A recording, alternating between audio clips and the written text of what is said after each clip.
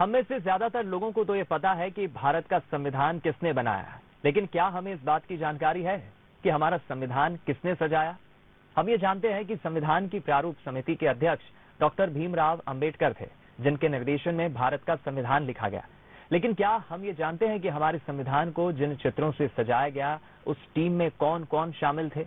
इंदौर से देखिए संविधान दिवस पर हमारी एक खास पेशकश।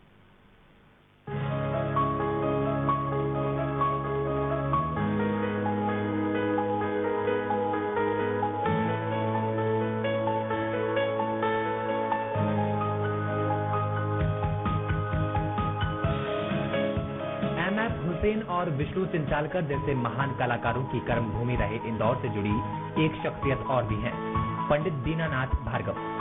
जी हाँ, ये वही नाम है जिन्होंने भारतीय संविधान के मुख्य पृष्ठ पर बनी अशोक स्तंभ की कलाकृति को उकेरा था। खास बात ये भी है कि संविधान में अशोक स्तंभ वाला सोने के वर्क से बनाया गया पहला पेज आज भी इंदौर में सुरक्षित है। राष्ट्रीय प्रतीक को बनाने के लिए उन्होंने 2 महीने तक कोलकाता के चिड़ियाघर में शेरों को करीब से निहारा था। रामलाल बोस चूंकि ये सब बातों में बहुत होशियार थे, देखने में भी बहुत सुंदर थे, तो ये कहा गया उनसे कि ये जो संविधान बनेगा ये शांति निकेतन से बनेगा। तो नंदलाल बोस ने इनसे कहा कि तुम जाओ और कलकत्ते म्यूजियम में जाके तुम 2 महीने तक शेर की स्टडी करो। तो जो शेर का चिन्ह इन्होंने बनाया है उसमें नर, मादा और का पुत्र है, शावक जो कहते हैं वो है। तो जब ये वहाँ गए तो उन्होंने स्टडी की, उसके बाद इनको ये काम दिया गया।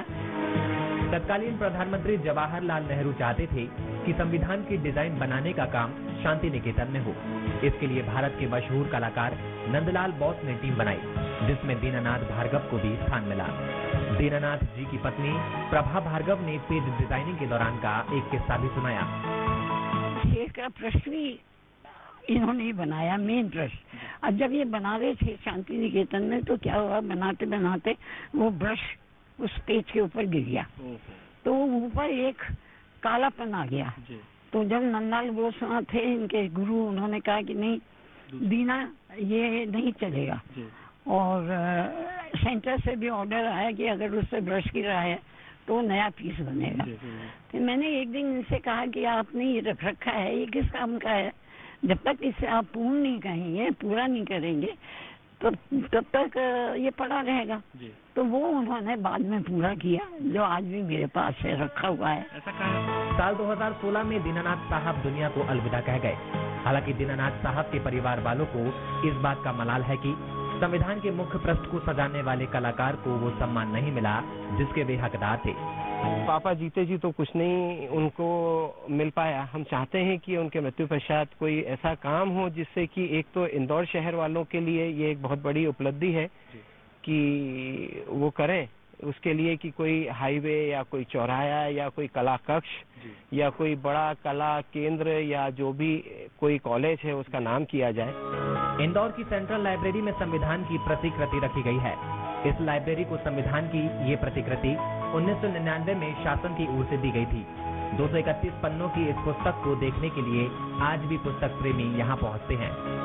संविधान दिवस जैसा कि पता है आपको कि जब 1950 में लागू हुआ, उसके पहले 26 नवंबर 1949 को इसे संविधान सभा ने अंगीकार किया था और इसलिए इस दिवस को संविधान दिवस के नाम से जाना जाता है। रही बात पुस्तकालय की, तो ये मध्य प्रदेश का एकमात्र पुस्तकालय है जहां पर ये मूल संविधान की प्रतिकृति रखी हुई है। भार्गव साहब ने जो भारतीय संविधान के लिए करा, भारत देश के लिए करा है, क्योंकि किसी भी पुस्तक का सार जो उसका मुख्य पृष्ठ होता है और मुख्य पृष्ठ की कल्पना करना ये बहुत मायने रखता है। और ये इंदौर का ही संस्कार रहे हैं, इंदौर की मातृभूमि या मिट्टी का रंग रूप रहा कि उन्होंने इस प्रकार का संरचना रची जो आज भी भारत के संविधान में जब लोग पढ़ते हैं तो उसको देख के याद करते हैं। और मुझे लगता है कि भारत सरकार को देर सवेर उनको याद करना चाहिए। लता मंगेशकर, जॉनी वॉकर और किशोर कुमार जैसे कई बड़े कलाकार ऐसे रहे जिनका इंदौर से ताल्लुक रहा है। इन सब में एक नाम दीनानाथ भार्गव का भी है और संविधान दिवस के मौके पर ये उम्मीद भी की जा सकती है कि दीनानाथ भार्गव को वो सम्मान जरूर मिलेगा जिसके वे हकदार थे। पीयूष पारे, बंसल न्यूज, इंदौर।